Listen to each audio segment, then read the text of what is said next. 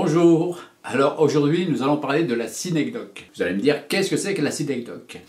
C'est quelque chose, c'est un mode de pensée, un mode de fonctionnement intellectuel que nous utilisons tous les jours, vous et moi, et quelquefois même plusieurs fois par jour. Ça consiste en quoi? La définition de la synecdoque, c'est prendre la partie pour le tout ou le tout pour la partie. Vous allez me dire, très bien, mais c'est un peu abstrait comme définition.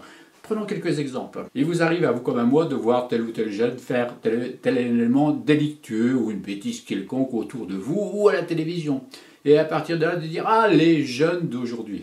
L'expression « Ah, les jeunes d'aujourd'hui » qui ne l'a pas utilisée, qui ne l'a pas entendue. C'est-à-dire que l'on part d'un cas particulier pour le généraliser à un ensemble. Bien évidemment, c'est faux. Mais c'est une démarche que nous avons quelquefois. On va prendre des exemples dans les faits divers, de quelque nature qu'ils soient.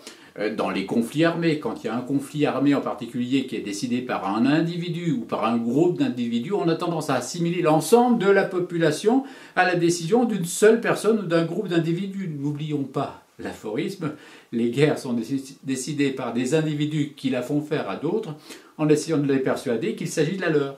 Les guerres sont décidées par des individus qui la font faire à d'autres en essayant de les persuader qu'il s'agit de la leur. Là aussi, vous voyez, là aussi c'est une anecdote, c'est-à-dire qu'on part d'une personne ou d'un groupe d'individus qui a décidé quelque chose en décidant ou en partant du fait que c'est l'ensemble de la population qui l'a fait. Pas du tout, ça n'est pas du tout comme ça que ça se passe.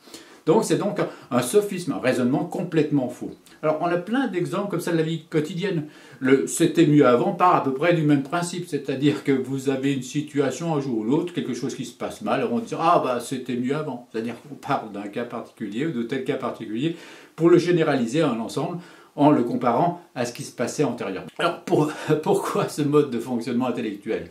Ça correspond à deux choses en fait. Il y a une forme de paresse intellectuelle dans un premier temps, et d'économie psychique. C'est pour ça qu'on fonctionne comme ça. C'est-à-dire qu'on préfère voir le monde en noir et blanc, en méchant ou gentil, en le caricaturant d'une certaine façon. C'est beaucoup plus confortable sur le plan intellectuel, sur le plan de l'économie psychique. Alors que si on se pose la question du pourquoi, comment, qu'est-ce qui se passe, de faire l'analyse, on décortique un petit peu, on prend du recul, on objective, forcément ça prend du temps, ça demande beaucoup plus de réflexion, beaucoup de questions. Il est préférable sur le plan de l'économie psychique ou de la paresse intellectuelle de caricaturer les choses, de les globaliser, de les généraliser. C'est pour cela que l'on utilise la synecdoque au quotidien. Alors, le problème, on le voit bien, d'abord ce sont des raisonnements complètement faux, on le voit bien, et à l'analyse ça ne résiste pas à l'analyse, mais aussi, effectivement, si c'est confortable dans l'immédiat, dans l'ici et maintenant sur le plan psychique, on voit bien qu'à terme, à moyen et à long terme, ça ne résout rien, parce qu'effectivement, on ne prend pas cette distance-là, cette analyse, ce recul, ces nuances qui permettent effectivement de bien comprendre les situations et de les faire évoluer. Alors, essayons de ne pas utiliser la synecdoque le moins possible.